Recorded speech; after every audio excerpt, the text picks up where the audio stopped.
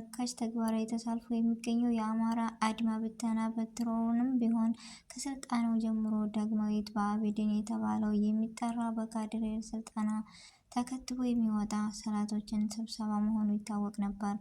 በምድር በወገኑ የአማራ ህዝብ ባንዳ፣ በሰማይ የሲኦል ሰፋሪ የሆነው አድማ ብተና በአማራ ፋኖ ወሎ በአሳምነው ክፍለ ጦር ስር አዲስ የተመሰረተ ነውና በፋኖዬነው አስቻለ የሚመራው ውስጥ ሻለቃ ህዳር 24 25 በፈጸመው ማጥቃት በሰሜን ወሎ ዞን ስታይሽ ወረዳ አሁን ተገኘ ላይ የሚገኘውን የባንዳውን አድማ ብተና ካምፕ አምሶ ቀጥሎበታል። የአማራ ፋኖ በወሎ አደረጃጀቱን በማመዘን ጠንካራ ስራዎችን እየሰራ ነው። በዚህ መሰረቱ ክፍለ ጦሮች በጋራ ማቀናጀት 4 ኮር ይፋ አድርጓል።